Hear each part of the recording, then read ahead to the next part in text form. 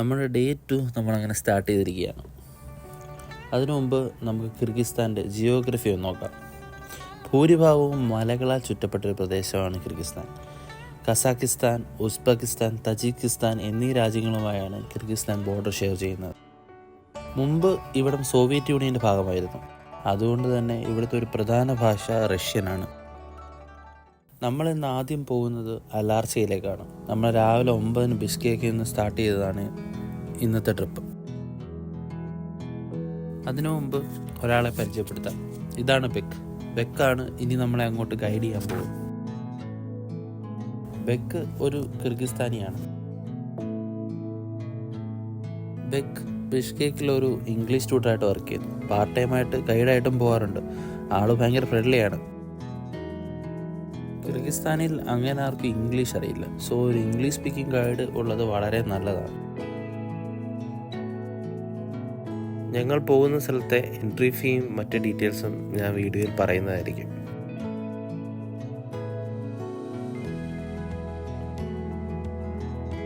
അങ്ങനെ ഞങ്ങളിവിടെ എത്തിയപ്പോഴേക്കും ഇവിടെ നല്ലപോലെ മഞ്ഞ് പെയ്തു തുടങ്ങിയിരിക്കുന്നു. ഞാൻ ആദ്യമായിട്ടാണ് ഇങ്ങനൊരു ക്ലൈമറ്റ് എക്സ്പീരിയൻസ് ചെയ്യുന്നത്. അതുമാത്രമല്ല, ഇന്ന് ആദ്യം ഞങ്ങൾ ഇസൈക്കൂളിലേക്ക് പോകാം എന്നാണ് പ്ലാൻ ചെയ്തത്. അങ്ങനെയാണ് ഇറങ്ങിയത്. അത് വളരെ ലോങ് ഡ്രൈവാണ്. പോയിട്ട് ഇന്ന് തിരികെ ബിഷ്കേക്കിൽ വരാൻ പറ്റില്ല എന്ന് ബെക്ക് പറഞ്ഞപ്പോഴാണ് ഞങ്ങൾ പ്ലാൻ മാറ്റിയത്. ഇന്ന് നമ്മുടെ കൂടെ മറ്റൊരു ഫാമിലി കൂടെ ഉണ്ട്. അർജുൻ, സന്ധ്യ, പിന്നെ ആരു. നമ്മൾ എയർപോർട്ടിലെ ക്യൂവിൽ നിന്നും പരിചയപ്പെട്ടതാണ് ഇവർ. ഇന്ന് വീണ്ടും അവരെ ഇവിടെ വെച്ച് പിന്നെയും കണ്ടുമുട്ടി. അവർക്ക് പ്രത്യേകിച്ച് പ്ലാനുകളൊന്നും ഇല്ലാത്തതുകൊണ്ട് ഇനിയുള്ള ട്രിപ്പിൽ അവരെ നമ്മുടെ കൂടെ കൂട്ടി. ഇവിടെ ഇരിക്കാനുള്ള ബെഞ്ചുകളും പിന്നെ കുട്ടികൾക്ക് കളിക്കാനുള്ള ഏരിയയൊക്കെ ഉണ്ട്. ഇവിടെ എല്ലാവരും അണ്ണാനെയും കിളികളെയും ഒക്കെ ഫീഡ് ചെയ്യിക്കുന്ന തിരക്കിലാണ്. കൂട്ടത്തിൽ ഞാനും. നമ്മൾ അവിടെ കുറച്ച് നേരം സ്പെൻഡ് ചെയ്തിട്ട് മുകളിലേക്ക് കയറാൻ തുടങ്ങി. ഇതൊരു വലിയ പാർക്കാണ്.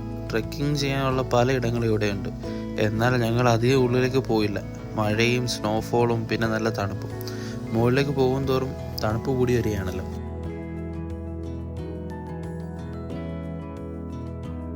കുറച്ച് നടന്നപ്പോൾ ഇവിടെ ഒരു വ്യൂ പോയിന്റ് ഞങ്ങൾ കണ്ടു. ഞങ്ങൾ അവിടെ പോയി കുറേ നേരം ഇരുന്നു.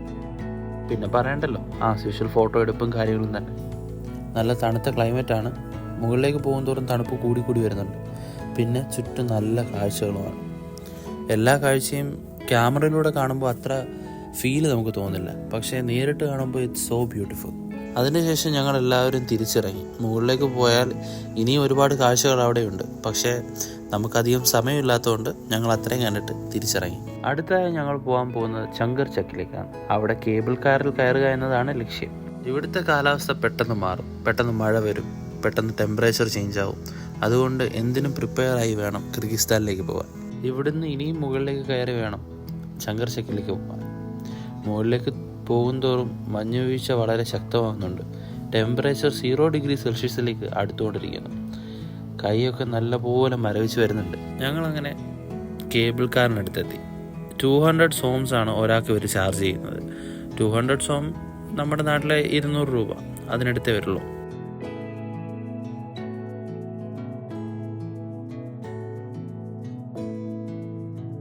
ആകെ തണുത്ത് വിറച്ചിരിക്കുകയാണ്. വീഡിയോ എടുക്കാൻ വളരെ ബുദ്ധിമുട്ടായിരുന്നു.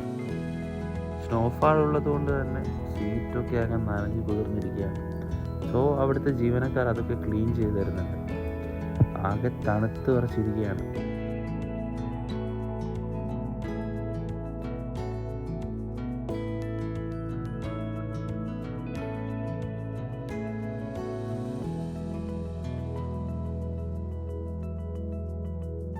ഇതൊരു വ്യൂ പോയിന്റ് ആണ്. പക്ഷേ താഴോട്ടുള്ള വ്യൂ ഒന്നും കാണുന്നില്ല. നല്ല മഞ്ഞാണ്. പിന്നെ ഇവിടെ ഫോട്ടോ എടുക്കാൻ പറ്റിയ കുറച്ച് പ്ലേസസ് ഉണ്ട്. അങ്ങനെ അവിടെ നിന്ന് കുറേ ഫോട്ടോസൊക്കെ ഞങ്ങൾ എടുത്തു. ഞങ്ങൾ കുറേ സമയം അവിടെ ഫോട്ടോസൊക്കെ എടുത്തു നിന്നു. എന്നിട്ട് പതുക്കെ തിരിച്ചിറങ്ങി. ഇനി നമ്മൾ പോകുന്നത് ചങ്കർ ചക്കിലെ ഒരു വ്യൂ പോയിന്റിലേക്കാണ്.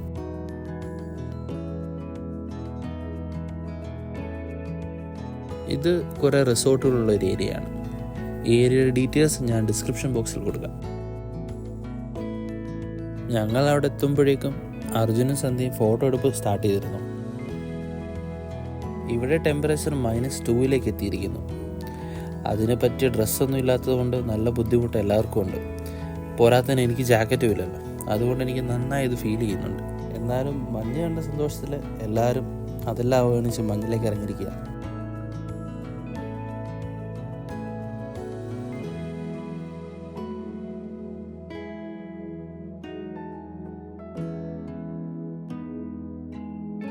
കുറേ കഴിഞ്ഞപ്പോൾ കൈയൊക്കെ നന്നായിട്ട് മരവിച്ചിരുന്നു. കൈ അവിടെ ഉണ്ടോ എന്ന് തന്നെ സംശയമായി, അത്ര മരവിപ്പ്. അതുകൊണ്ട് തന്നെ അധിക നേരം അവിടെ നിൽക്കാൻ ഞങ്ങൾക്ക് കഴിഞ്ഞില്ല. അവിടെ നിന്ന് ഇനി അടുത്ത സ്ഥലത്തേക്കുള്ള യാത്രയാണ്. ഞങ്ങൾ മല ഇറങ്ങാൻ തുടങ്ങി.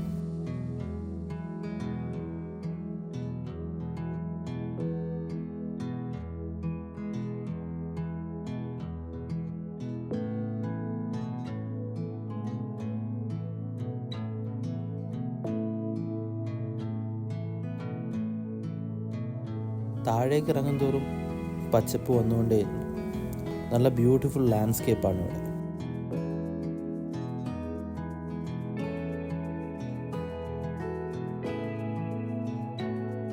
ഇവിടെയുള്ള എല്ലാവരുടെയും ഉപജീവന മാർഗം കൃഷിയാണ്, പിന്നെ കുതിര വളർത്തൽ. അങ്ങനെ അതുകൊണ്ട് തന്നെ കുറേ കൃഷിയിടങ്ങളും പിന്നെ കുറേ കുതിരകളെ നമുക്ക് പോകുന്ന വഴിക്കെല്ലാം കാണാൻ സാധിക്കും. അങ്ങനെ ഞങ്ങൾ താഴേക്ക് ഇറങ്ങിക്കൊണ്ടിരിക്കുകയാണ്. കുറച്ച് കഴിഞ്ഞ് നല്ലൊരു ലാൻഡ്സ്കേപ്പിലെത്തി. ഞങ്ങൾ അവിടെ കുറച്ച് നേരം വണ്ടി നിർത്തി ഞങ്ങളതെല്ലാം എൻജോയ് ചെയ്തു.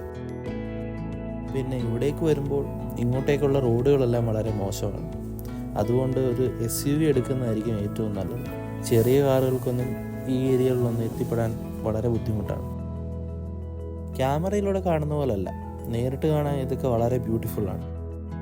നമ്മുടെ അടുത്ത ഡെസ്റ്റിനേഷൻ സ്കൈ ബ്രിഡ്ജാണ്.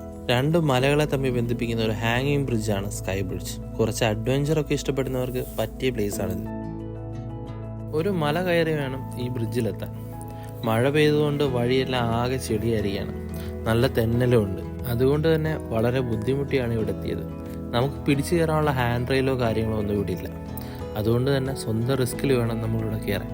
മഴയായതുകൊണ്ടാണ് കേട്ടോ ഈ ബുദ്ധിമുട്ട്, അല്ലെങ്കിൽ നമുക്ക് കയറി ചെല്ലാവുന്നതേ ഉള്ളൂ അവിടെ.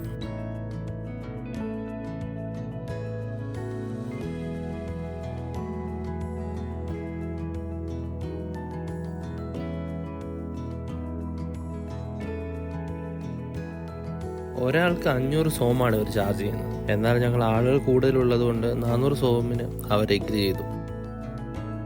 ഒരു അഡ്വഞ്ചറസ് ആയിട്ടുള്ള ആക്ടിവിറ്റി തന്നെയാണ് സ്കൈ ബ്രിഡ്ജ്. കാര്യമായ സേഫ്റ്റി മെഷേഴ്സ് ഒന്നും ഇവിടെ ഇല്ല. ബ്രിഡ്ജിൽ ഒരു മരപ്പലക ഇട്ടിട്ടുണ്ട്, അതിൽ ചവിട്ടി വേണം നമുക്ക് നടക്കാൻ. ആളുകൾ കൂടുന്നതിനനുസരിച്ച് ബ്രിഡ്ജ് നന്നായി കുലുങ്ങുന്നുണ്ട്.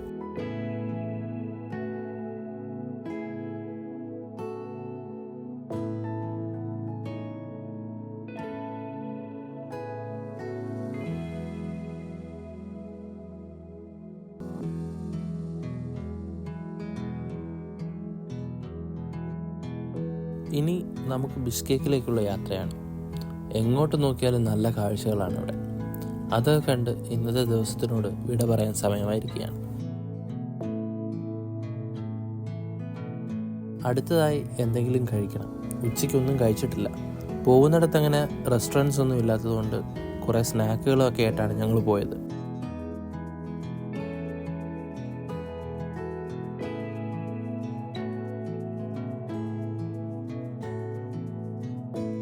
കീ എന്നൊരു റെസ്റ്റോറൻ്റാണ് ഇന്ന് നമ്മൾ ഡിന്നർ കഴിക്കാൻ പോകുന്നത്. ബെക്കാണ് ഫുഡ് ഓർഡർ ചെയ്യുന്നത്. ഞങ്ങൾക്ക് ഭാഷ അറിയാത്തതുകൊണ്ട് എപ്പോഴും ബെക്കിൻ്റെ ഹെൽപ്പ് വേണം. കൂടുതലും മീറ്റാണ് ഞങ്ങൾ ഓർഡർ ചെയ്തത്. സ്റ്റേക്കും ഹോഴ്സ് മീറ്റും. വളരെ നല്ല ഫുഡായിരുന്നു ഇവിടെ. ഇവിടെ വന്നാൽ നിങ്ങൾ ഈ റെസ്റ്റോറൻറ്റ് മിസ്സാക്കരുത്. ഈ റെസ്റ്റോറൻറ്റിൻ്റെ ഡീറ്റെയിൽസ് ഞാൻ ഡിസ്ക്രിപ്ഷൻ ബോക്സിൽ കൊടുക്കാം. അങ്ങനെ ഇന്നത്തെ ദിവസം ഇവിടെ തീരുകയാണ്. ഇനി മറ്റൊരു വീഡിയോയുമായി പിന്നെ കാണാം.